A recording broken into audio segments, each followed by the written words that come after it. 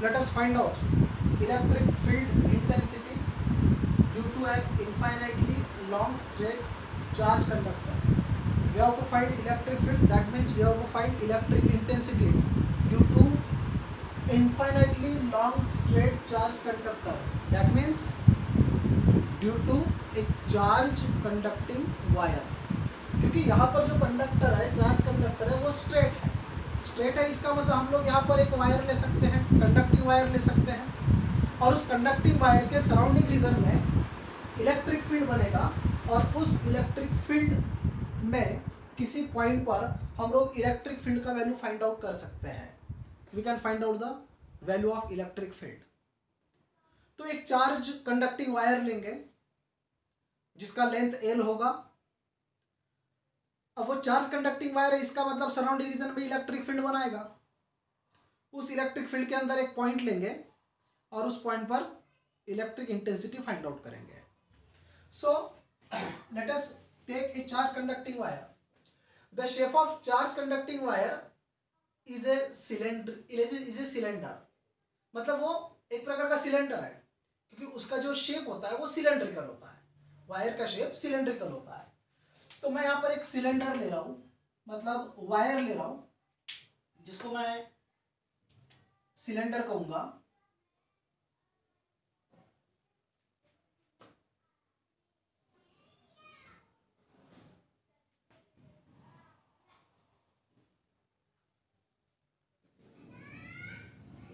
The length of this cylinder is L. इसका length L होगा। This is the charge conducting wire, that means this is the charge cylinder. Curved surface पे positive charge deposit हो रहा है।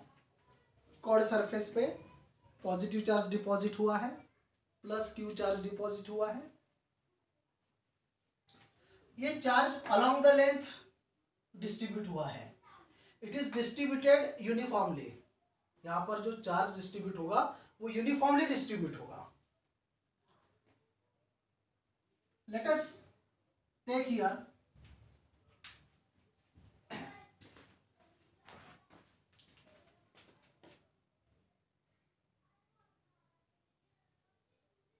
Axis of cylinder.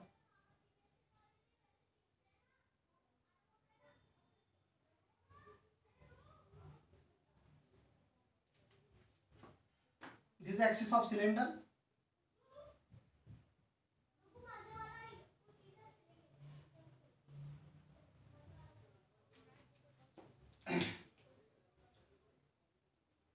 R is the radius of this cylinder, capital R. इस cylinder का radius है। इस cylinder को मैं नाम दे देता हूं A। इसको नाम दे दिया मैंने A। तो A जो है वो हो गया चार्ज सिलेंडर। ये चार्ज सिलेंडर हो गया, मतलब वायर, मतलब स्ट्रेट कंडक्टर। अब इसके सराउंडिंग रीजन में इलेक्ट्रिक फील्ड प्रोड्यूस होने वाला है। इसके सराउंडिंग रीजन में इलेक्ट्रिक फील्ड प्रोड्यूस होगा। उस इलेक्ट्रिक फील्ड के अंदर एक पॉइंट लिया जाएगा जहां पर इलेक्ट्रिक फील्ड फाइंड आउट करेंगे, इलेक्ट्रिक इंटेंसिटी फाइंड आउट करेंगे। So let us take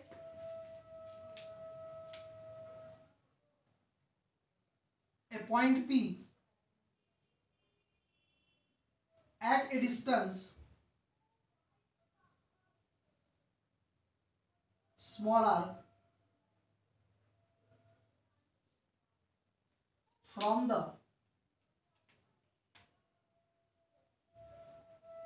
axis of cylinder, axis of wire। तो वायर के एक्सिस से ये डिस्टेंस मैंने स्मॉल आर लिया। Capital R radius of cylinder, charge cylinder, charge wire, charge conductor. Point P पर हमें electric field find out करना है, जिसका डायरेक्शन ये रहेगा। इलेक्ट्रिक फील्ड का डायरेक्शन आउटवर्ड, क्योंकि ये पॉजिटिव चार्ज है तो पॉजिटिव चार्ज से वो आउटवर्ड डायरेक्शन में रहेगा। ये फील्ड कहाँ से स्टार्ट होगा? सरफेस से, एक्सिस से नहीं, सरफेस से स्टार्ट होगा, क्योंकि सरफेस पर चार्जेस का डिपोजिशन हुआ है। According to Gauss theorem, Gauss theorem के अकॉर्डिंग ये जो पॉइंट P है, ये पॉइंट P किसी सरफेस पर होना चाहिए, किसी सरफेस पर होना चाहिए, because in this case we have to find the total normal electric induction over an entire close surface. तो यहाँ पर तो क्लोज सरफेस है ही नहीं, यहाँ पर तो एक सिंगल पॉइंट है, तो उसके लिए हम यहाँ पर ज्योमेट्रिकल कंस्ट्रक्शन करेंगे। And geometrical construction is that here we have to draw an imaginary surface. हमें यहां पर एक इमेजिनरी सरफेस ड्रॉ करना है,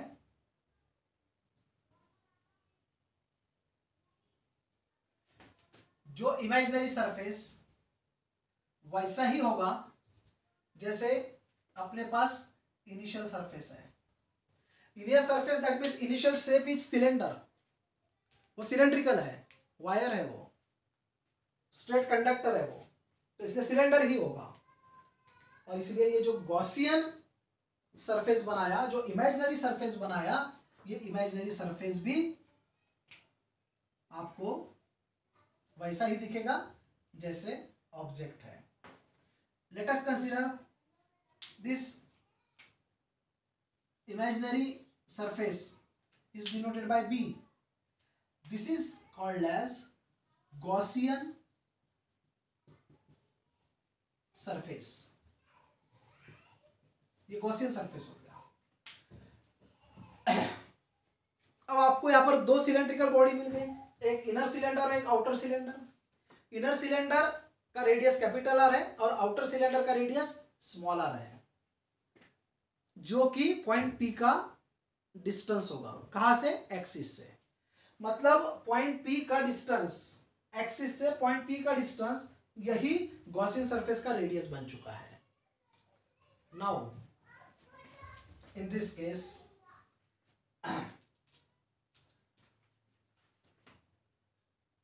टोटल नॉर्मल इलेक्ट्रिक इंडक्शन, और we can say electric flux, electric flux over an area ds is, तो area ds दिखा दो। तो एरिया ds कहां पर दिखाओगे? तो एरिया ds जो है वो यहां पर होगा।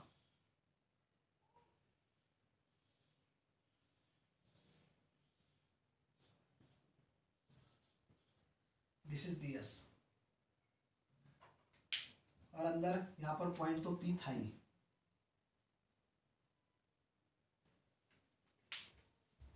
Electric flux over an area ds is given bye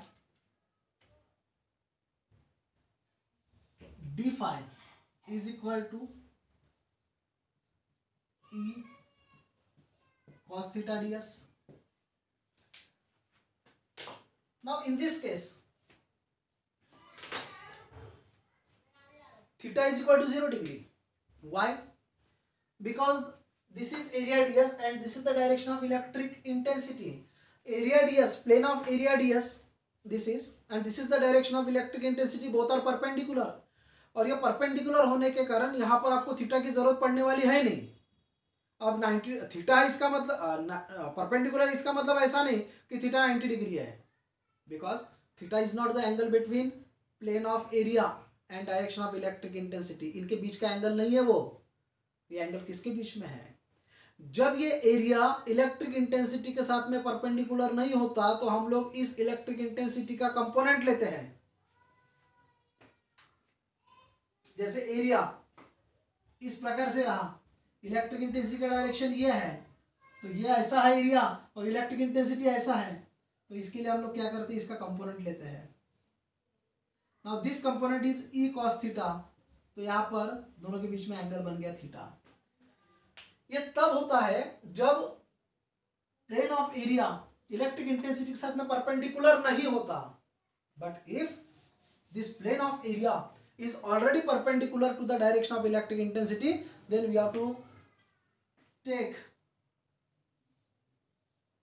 theta is equal to 0 degree, and hence cos theta equal to cos 0 degree is equal to 1. Therefore electric flux over area ds is given by d phi is equal to E into ds. d phi is equal to E into ds आपको मिल गया. Here we have to find electric field due to an infinitely long straight charge conductor जिसका length L है, जिसका length यहाँ पर क्या है L है, तो पूरे कंडक्टर के अगर फाइंड आउट करना है, हम तो एक छोटा सा एरिया लेकर बैठ गए, तो आपको क्या करना पड़ेगा, उसको बढ़ाना पड़ेगा, मतलब उसका इंटीग्रेशन करना पड़ेगा, so that electric flux over an entire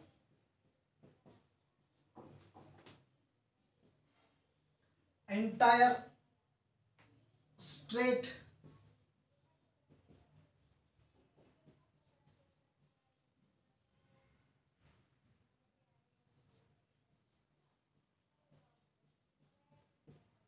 conductor, or we can say over an entire Gaussian surface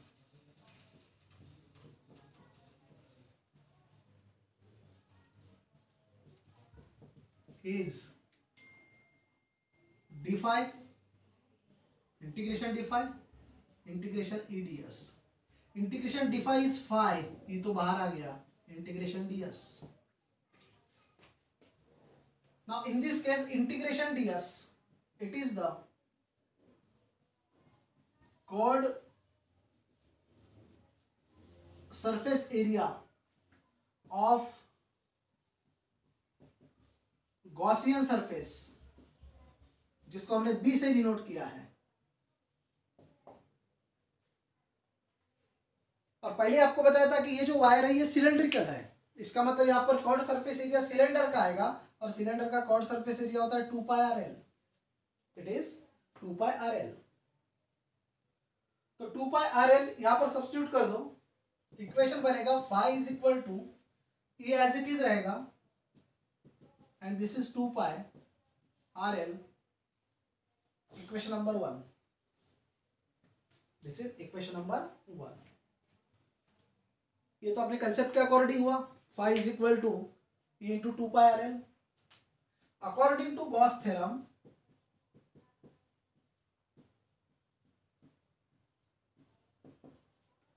phi is equal to, charge हमने Q दिया है upon epsilon 0. Epsilon 0 is the permittivity of air, or we can say vacuum or empty space. So phi is equal to Q upon epsilon 0. This is according to the Gauss theorem. Left hand side equal है, तो right hand side भी equal हो जाएगा, and therefore from equation 1 and equation 2, E into 2 pi RL is equal to Q into epsilon 0. E into 2 pi RL is equal to Q into epsilon 0. But in this case,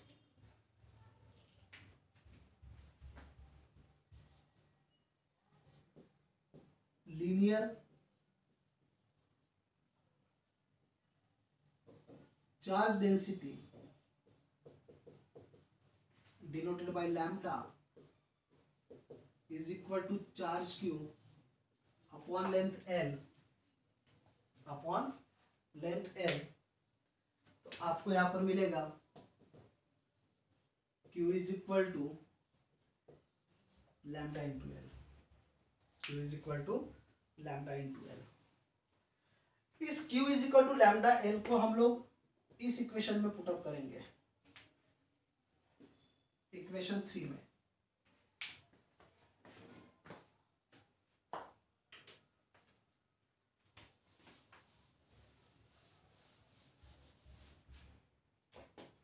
And hence equation 3 becomes E into 2 pi L as it is रहेगा, Q के जगह पर आ जाएगा lambda L and this is epsilon 0।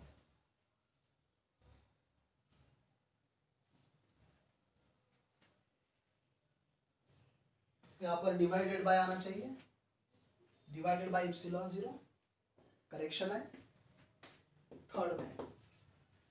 E into 2 pi RL is equal to Q upon epsilon 0, correction in equation 3। तो यहाँ पर भी लैम्डा L अपॉन इप्सिलॉन 0 आएगा। नाउ L कैंसल हो जाएगा, then E is equal to, you will get 1 upon 2 pi epsilon 0 and lambda upon R। 2 pi यहाँ पर आ गया, इप्सिलॉन 0 ऑलरेडी डिनोमिनेटर में है, लैम्डा ऑलरेडी है, आर इधर शिफ्ट हो गया। And now this is the formula for electric intensity due to an infinitely long straight charge conductor at a given point in terms of linear charge density. In terms of linear charge density, तो ये linear charge density का form में है। तो इस प्रकार से हमने यहाँ पर लॉन्ग स्ट्रेट चार्ज कंडक्टर जो उसको सिलेंड्रिकल बॉडी माना, और सिलेंड्रिकल बॉडी मानकर हमने स्ट्रेट चार्ज कंडक्टर के आउटसाइड में इलेक्ट्रिक फील्ड के अंदर पॉइंट P लेकर वहां पर electric field value find out किया। Thank you.